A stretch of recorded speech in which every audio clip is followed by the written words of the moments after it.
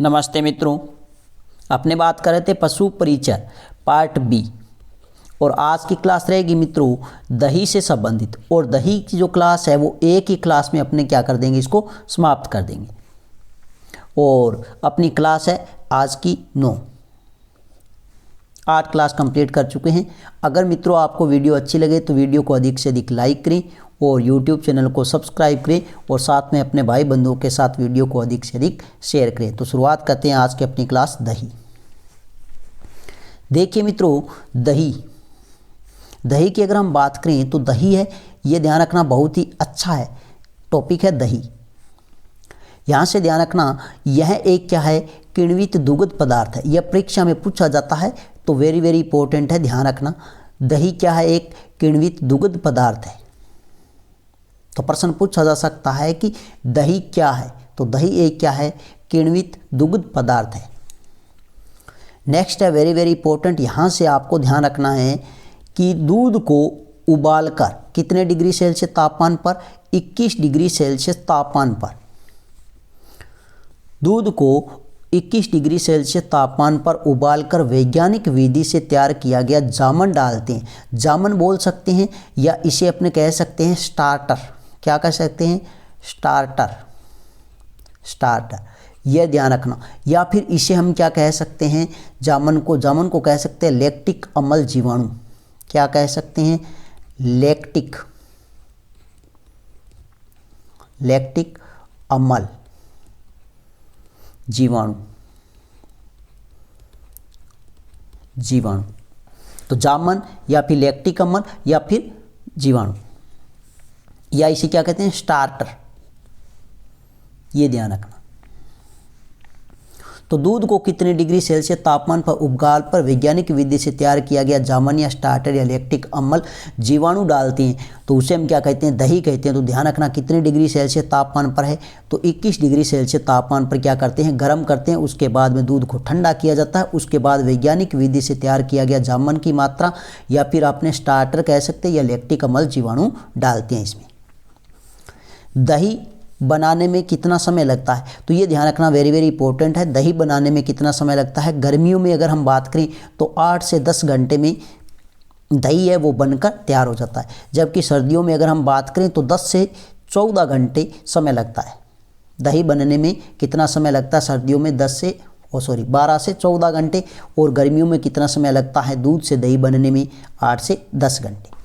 अब अगर हम बात करें जामन या स्टार्टर या लैक्टिक अम्ल जीवाणु की मात्रा, तो वो मात्रा है वो कितनी रहेगी, 1 से लेकर 3%। कितनी रहेगी, 1 से 3%। जबकि अगर आपसे अलग से पूछे गर्मियों में जामन की मात्रा है वो 1% है। कितनी रहेगी, 1%। और सर्दियों में जामन की मात्रा अगर हम बात करें तो वो कितनी रहेगी, 3% रहेगी। कितनी रहेगी, 3%। अगर सीधा सा प्रश्न पूछा जाए दूध से दही बनाने में जामन की मात्रा, तो 1 से 3%। कितनी, 1 से 3%। अगर गर्मियों में अगर जामन की मात्रा पूछे तो वो कितनी रहेगी, 1%। और सर्दियों में पूछे तो वो कितनी रहेगी, जामन की मात्रा 3%।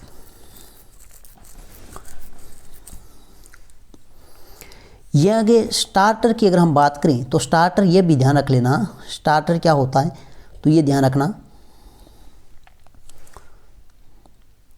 दही का वह भाग जिसमें प्रचुर मात्रा में बैक्टीरिया पाए जाते हैं उसे हम क्या कहते हैं, स्टार्टर कहते हैं। क्या पाए जाते हैं, प्रचुर मात्रा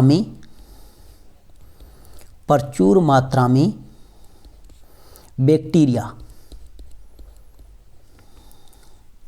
क्या पाए जाते हैं, बैक्टीरिया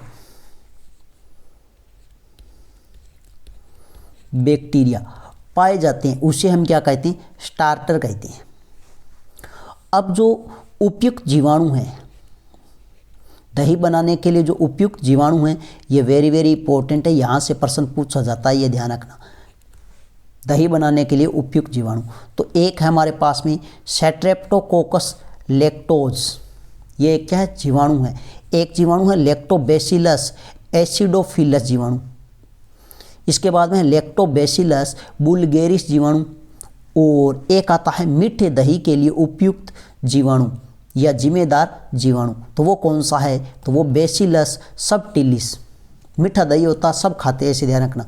तो बैसिलस सबटिलिस, तो मीठे दही के लिए उपयुक्त या जिम्मेदार जीवाणु हैं वो कौन सा है मीठे दही के लिए, तो वो है बेसिलस सबटिलिस। तो ये ध्यान रखना, दही बनाने के लिए उपयुक्त जीवाणु एक बार फिर से मैं रिपीट कर देता हूँ। एक का नाम आता है स्ट्रेप्टोकोकस लैक्टोबैसिलस एसिडोफिलस और लैक्टोबैसिलस बुल्गेरिस। और मीठे दही के लिए जो जिम्मेदार जीवाणु हैं वो कौन सा है, बेसिलस सबटिलिस। नेक्स्ट अगर हम बात करें अम्लता, दही में अम्लता, यह भी आपको ध्यान रखना है। अम्लता की अगर हम बात करें 0.75 से लेकर 0.90%, तो दही में अम्लता कितनी रहेगी, 0.75 से 0.90%। जबकि दूध में दो प्रकार के हम पढ़ चुके हैं, 0.12 से 0.18 और 0.32। ठीक है, तो खीस में भी हम पढ़ चुके हैं अम्लता। खीस में अम्लता कितनी थी, तो ध्यान रखना 0.2 से 0.4%। और यहाँ पर अम्लता अगर हम बात करें दही में तो 0.75 से 0.90। तो सबसे अधिक अम्लता है वो किस में है, दही में है, मतलब खट्टापन अधिक होता है इसमें, ये ध्यान रखना। नेक्स्ट अगर हम बात करें तो विटामिन की अगर हम बात करें तो विटामिन इसमें पाए जाते हैं एक बी और एक सी। विटामिन बी और सी, दही में कौन कौन से विटामिन पाए जाते हैं, बी और सी। खनिज पदार्थ की अगर हम बात करें तो वो कौन कौन से, कैल्शियम और फास्फोरस। नेक्स्ट अगर हम बात करें मित्रों तो एक इसकी आती है सारणी, दही की सारणी। एक तो पूर्ण दूध है उसका हम दही बनाएंगे, और एक सपरेटा दूध है उसका हम क्या बनाएंगे, दही बनाएंगे। तो जो पूर्ण दूध है उसमें पानी की मात्रा, और जो सपरेटा दूध का दही है उसमें पानी की मात्रा, तो ये ध्यान रखना। तो पानी की मात्रा है पूर्ण दूध में कितनी है, 84 से लेकर 88%। ये सभी की सभी मात्राएं हैं वो किस में है, प्रतिशत में, ये भी ध्यान रखना है। तो 84 से लेकर 88%। जबकि सपरेटा दूध का जो दही है उसमें पानी की मात्रा रहेगी वो कितनी रहेगी, 90 से 91%। वसा, ये आप वसा याद रख लेना। एक तो वसा 5 से 7%। और इधर है जो सपरेटा दूध का दही है उसमें वसा की मात्रा है 0.01 से लेकर 0.1%।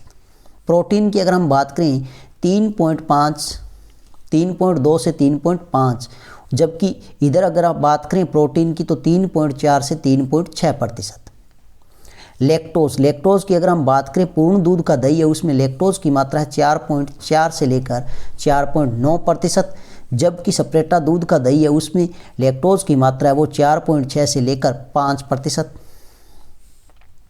खनिज लवण की अगर हम बात करें तो 0.5 से लेकर 0.6%। और सपरेटा दूध का दही है उसमें खनिज लवण है 0.7 से लेकर 0.8। या आपसे 8 भी आ सकता है, यहाँ पर 80 और 70 भी आ सकता है, ये ध्यान रखना। इधर ये 60 और ये 50, ये ध्यान रखना। लैक्टिक अम्ल की अगर हम बात करें तो वो 0.7 से लेकर 0.8। जबकि सपरेटा दूध का दही है उसमें लैक्टिक अम्ल की बात करें तो 0.7 से 1%, मतलब 0.70 से 1%। लेकिन वेरी इंपॉर्टेंट आता वो कैल्शियम और फास्फोरस, इन दोनों की मात्रा आपको याद रखनी है। दही में कैल्शियम और फास्फोरस की मात्रा आपको क्या करनी है, याद रखनी है। तो कैल्शियम की अगर हम बात करें तो 0.11 से लेकर 0.12%। और इधर अगर हम बात करें सपरेटा दूध का दही है उसमें कैल्शियम की मात्रा है 0.11 से 0.13%। फास्फोरस की हम बात करें 0.09 से लेकर 0.11%। और इधर भी कौन सी है, 0.08 से लेकर 0.11%। यह आपको क्या याद रखनी है, 3 मात्राएं याद रखनी। एक तो वसा की मात्रा ध्यान रखना, और एक कैल्शियम और एक फास्फोरस। बाकी अगर आपसे हो सके तो आप इस पूरी सारणी को याद रखें, अन्यथा ये 3 आपको अच्छे से याद होने चाहिए। एक तो कैल्शियम और एक फास्फोरस और एक अपने वसा। तो मित्रों ये थी आज की अपनी छोटी सी क्लास। इसी क्लास को करते यहीं पे समाप्त। नेक्स्ट मिलते एक नई वीडियो के साथ में, तब तक के लिए धन्यवाद।